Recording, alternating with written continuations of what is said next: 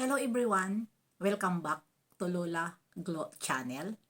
Good morning, good afternoon, good evening sa ating lahat. Saan man tayo sulok ng mundo, sana ay nasa mabuti tayong kalagayan at ligtas sa anuman masamang kapahamakan. At bago ang lahat, shout out muna sa lahat ng mga subscribe ng aking munting channel at mga nagmamahal dito sa bawat mga angels, lalong-lalo na dito sa Jomcar at IDSI.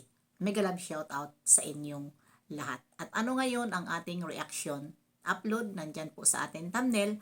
Re-reactionan natin itong mga hindi iilan, karamihan, karamihan na nagko-comment dito sa aking mga reaction, upload dito sa kay Jomar at kay Bibi Carla, at nabasa ko ang mga nagmamahal dito sa Bibi Carla at kay Jomar na ang kanilang mga hiling, kanilang mga hiling ay itong mga nagko-comment at naninira dito kay Jomar at Carla ay bigyan ng pansin sa pamamagitan ng pagdemanda sa kanila, dahil lalong-lalo na itong mga binibitawan nilang mga salita na puro paninira dito sa dalawa na hanggang ngayon ay hindi pa rin nila tinatantanan. At pasensya na kung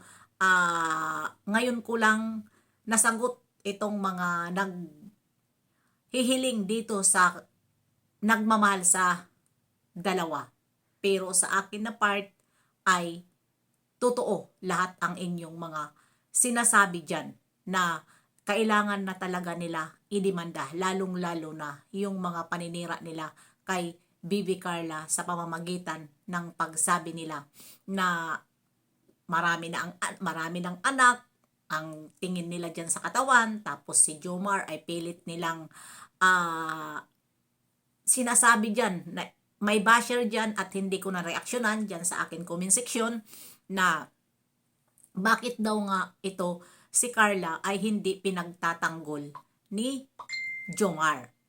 Diba? May basher dyan na sinagot ko siya na wag mong sisihin si Jomar.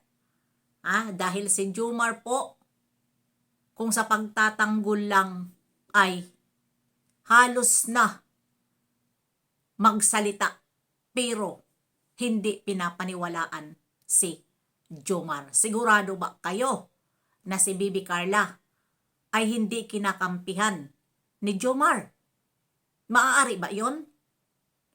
At huwag niyong ipagpumilit na bakit si Carla ay hindi kinakampihan at bakit si Jomar hindi nagsasalita.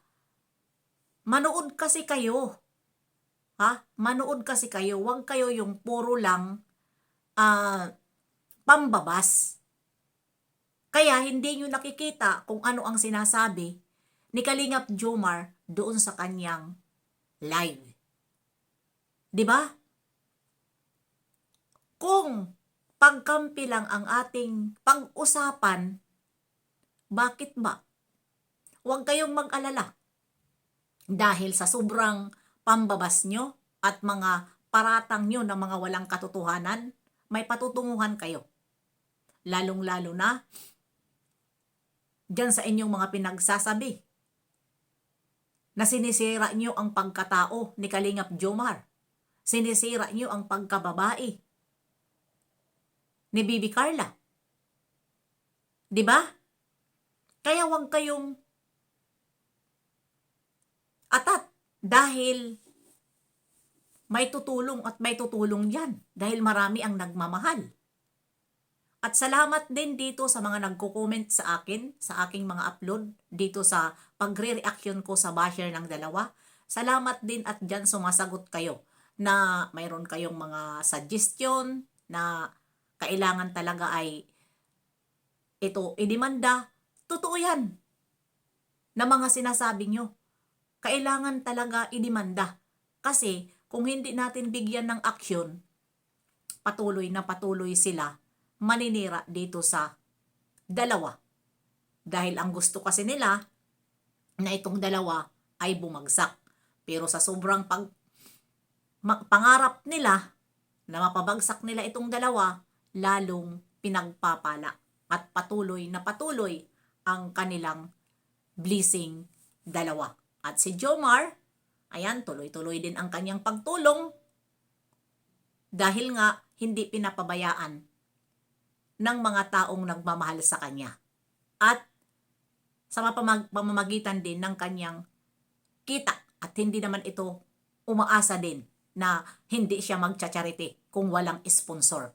Hindi umaasa at nakikita din naman natin na si Jomar ay bumubunot sa sarili niyang pera lalo na kapag mayroon siyang pinupuntahan. At alam ko na itong dalawa, si Bibi Carla, ay kitang-kita natin na itong dalawa ay hindi madamot nang si-share sila sa kanilang blessing. Kaya, ayun, pinagpapala at minamahal po sila ng mga tulad sa amin, tulad sa akin na isang nagre-react. Diba? At lalong-lalo na yung mga sponsor na hindi talaga sila iniwan na tunay na nagmahal sa kanila na mula noon sa umpisa hanggang ngayon nandyan sila nananatili. Kaya ganun na lang sila kamahal ni Kalinga Prab at ni Kalinga at ni Jack.